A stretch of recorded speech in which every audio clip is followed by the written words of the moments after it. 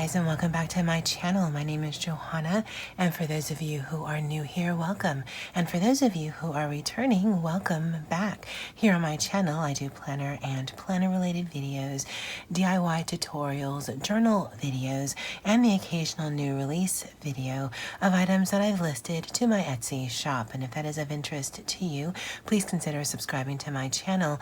And if you hit that little notification bell, you'll always be notified of when I load a new video.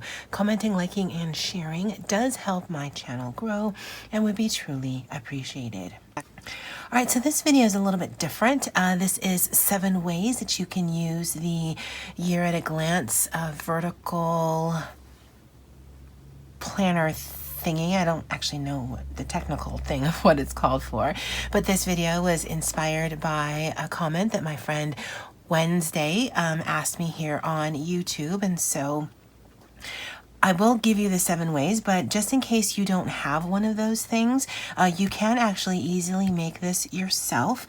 Now, this is classic Happy Note paper. You know, I have tons of them. This is actually a Happy Notes I had made on my own, and I had printed out the wrong template. So last year, Sherry and I had done a series on how to use the different spreads that Happy Planner has, the vertical, the academic, dashboard, all of that.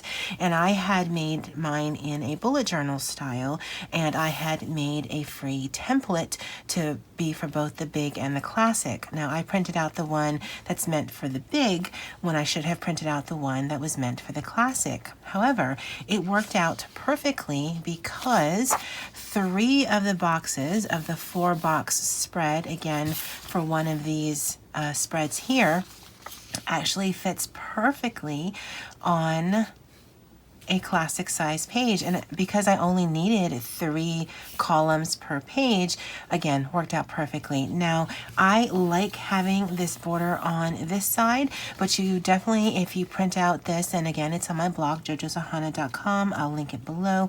If you stagger where you start your box and use the template that way, then you can actually have this more in the center. But I think I might run a piece of washi here or some long quote thing that I can put here, so it won't be just dead space. And if you don't know what I'm talking about, let me show you real quick.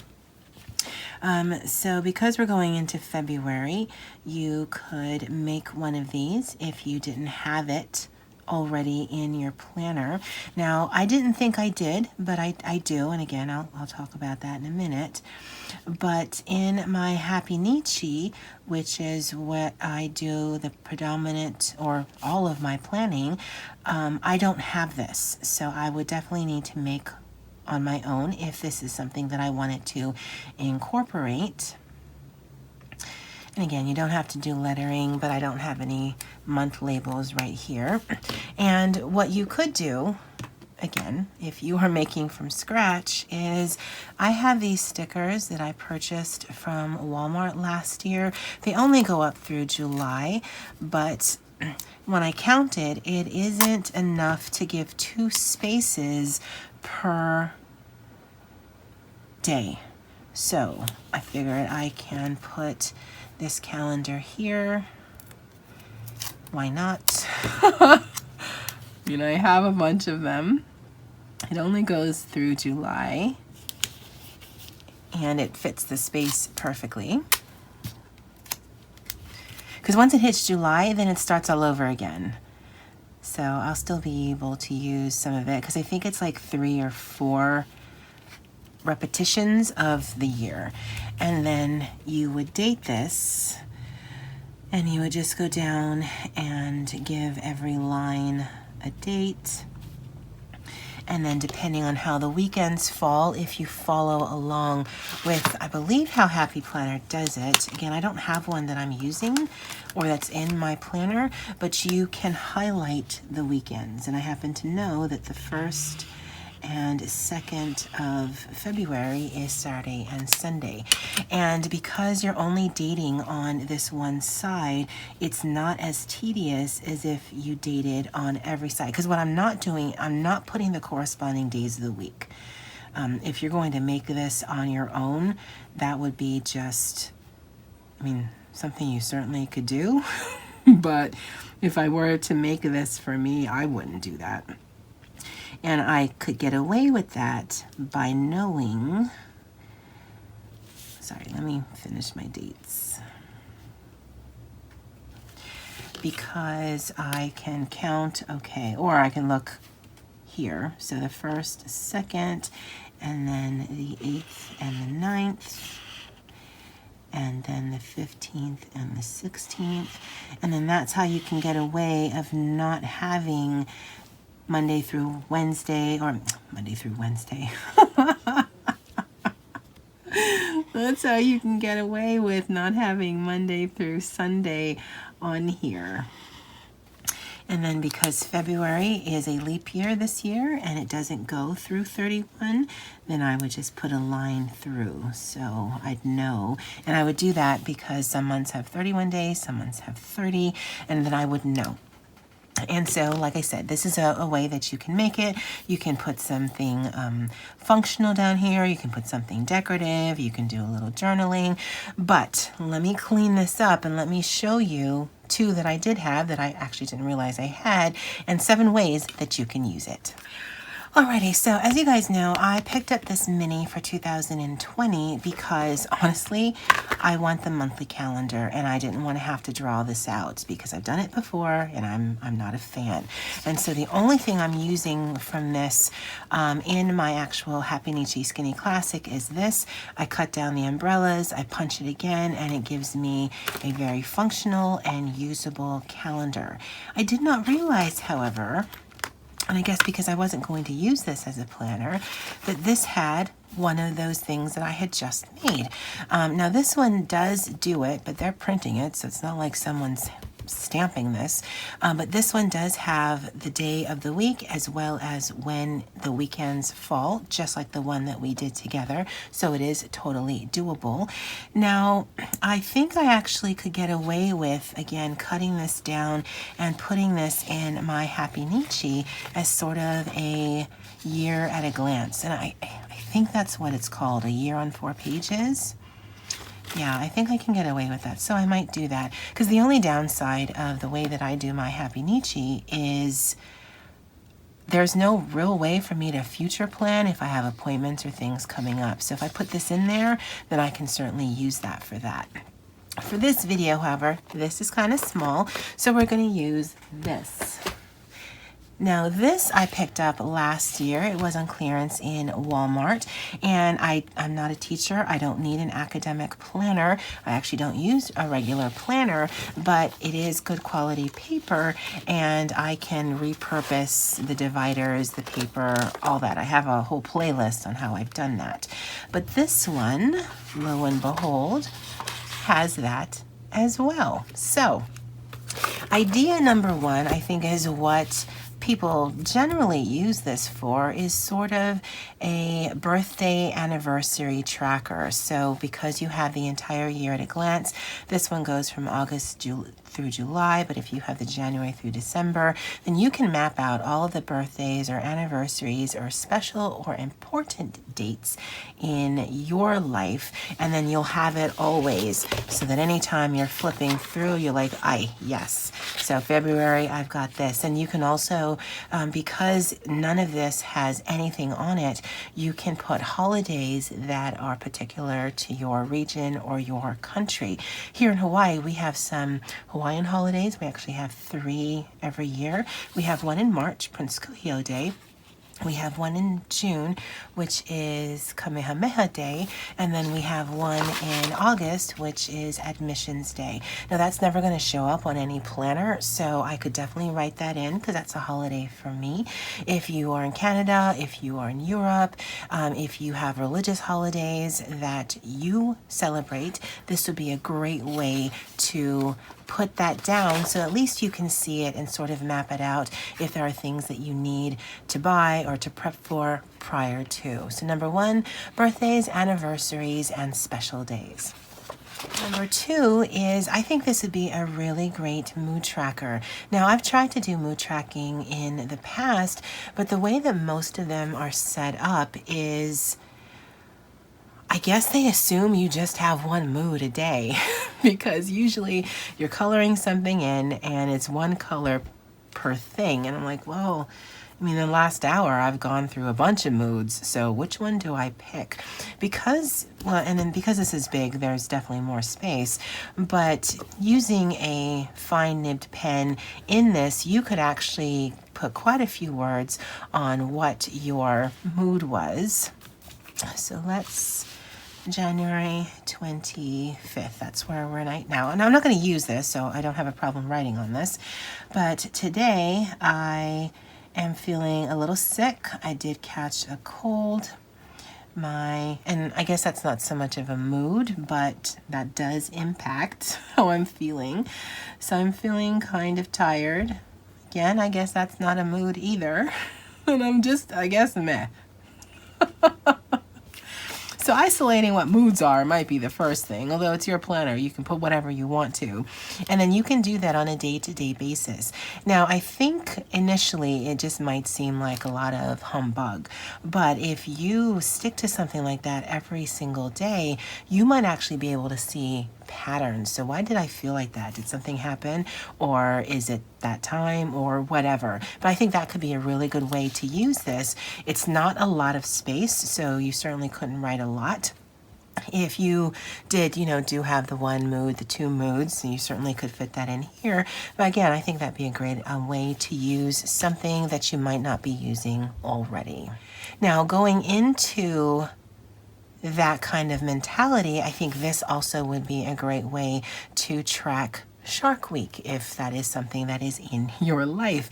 Now, what you could do is you could have either stickers, or you can do Shark Week, or you can, draw a shark.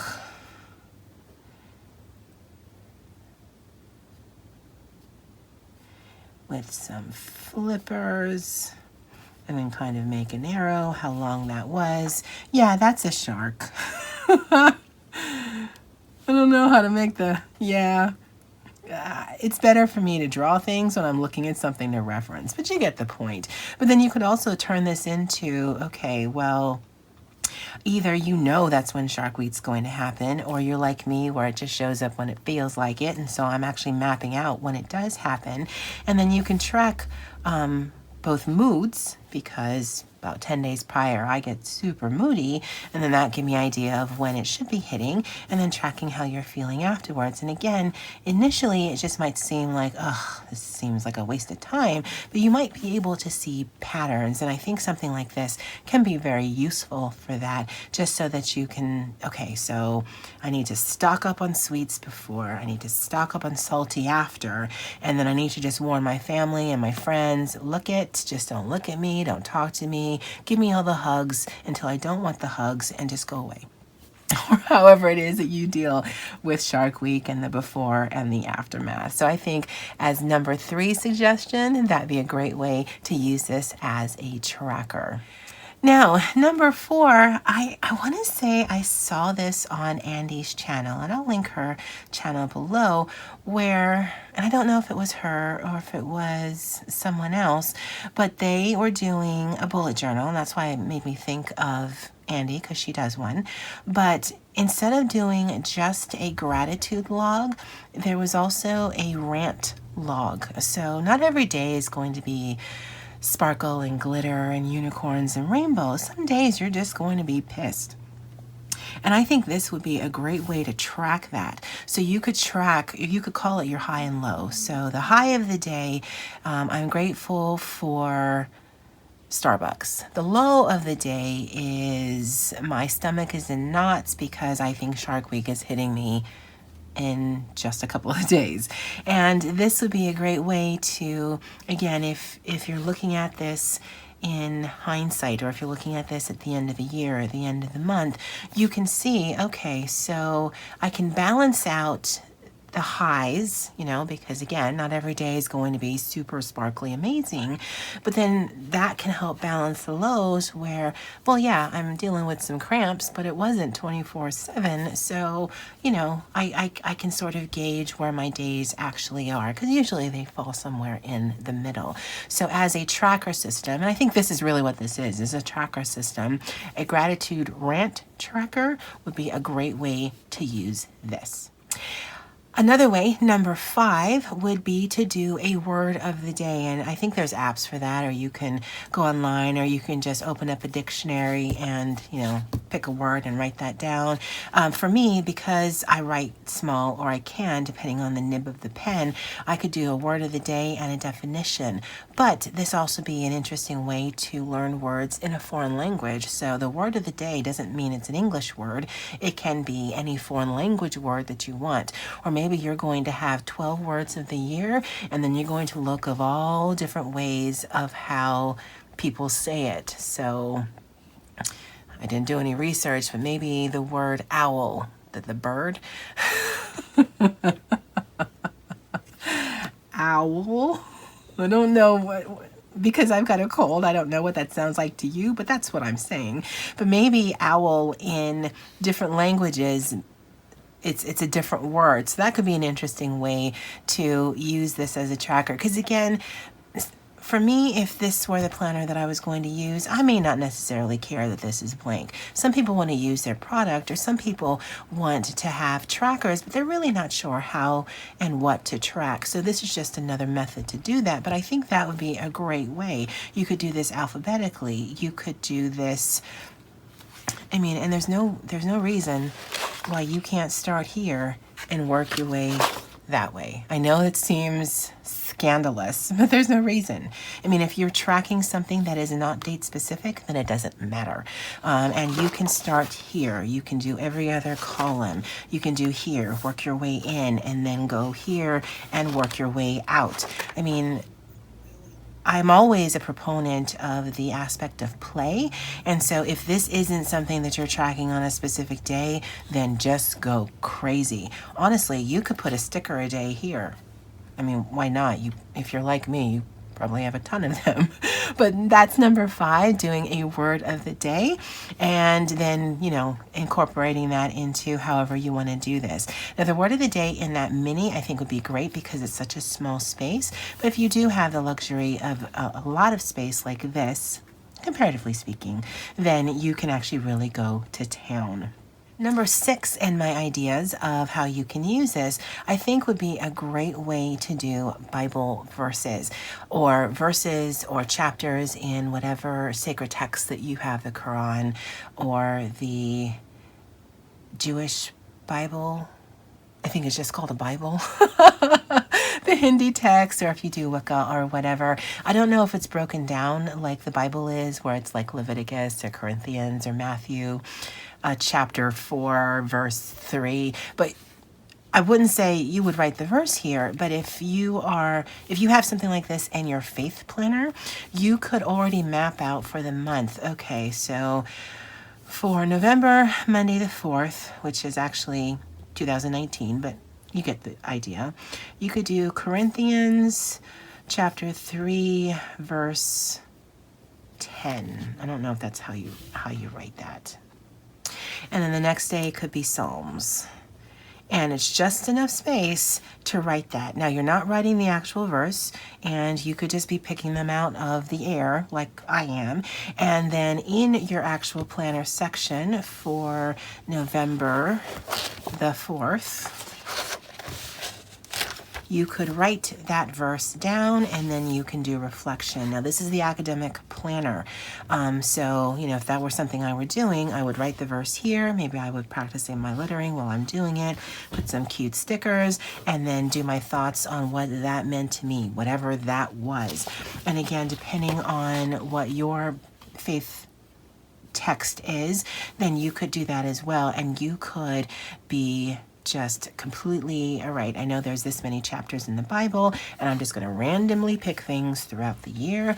Or you can be very studious and like, okay, so for November, I want to do reflections on Psalms. And for December, I want to do reflections on Matthew, Mark,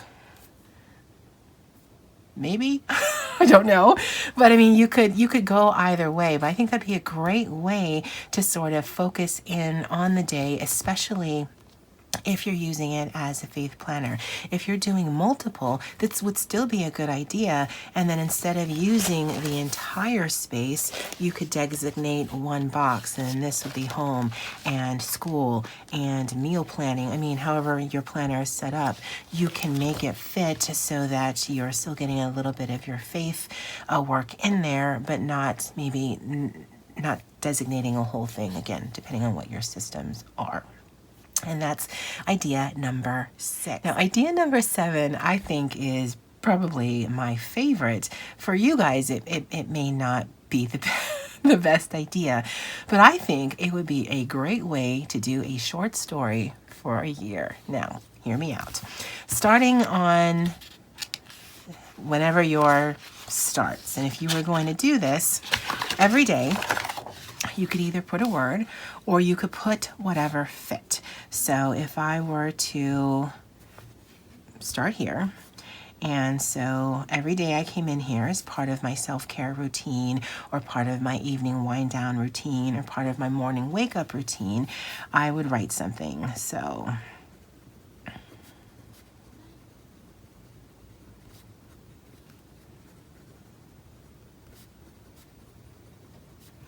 and the thought is whatever fits. So let's assume that I've done this for 6 days. I would write until I got to the end of the line, whether I finished the sentence or not. And then every day you would continue that. Now, it doesn't have to be a story that you made up in your head. Maybe there are certain poems, or maybe there are certain short stories, or maybe there are certain long stories that you just want to commit to memory, or you just want something to refer to. Then you can have that open on your iPad or your computer or a book. People still use those. And then you can just do that. But again, the challenge is only what fits in that day. If you write really big, then you might only have like 1 or 2 words every single line. But by the end of this 4-page spread, you'd have a story, or you'd have a compilation of stories, or you'd have a compilation of poems. And I mean, that sounds amazing to me. I don't know what that sounds like to you guys, but I think that'd be a great way to fill up the space, see some of your writing. I know some people hate their writing, but I say regardless of what your writing is, use it, see it, and just embrace it, because you may not think so, but there are things that my sister has handwritten, recipes mostly, but I also have some cards from her that I cherish because it is her writing. My mother has a very distinct writing style. She is from Europe, and so a lot of them have the same writing style because that's the way that they learned, and I love seeing it. I love seeing when my planner friends are on YouTube and they're writing in their planners, because they sometimes say that they hate their writing, but I just love seeing pen to paper, and it is a part of you, and it is something unique to you. So I always say embrace it.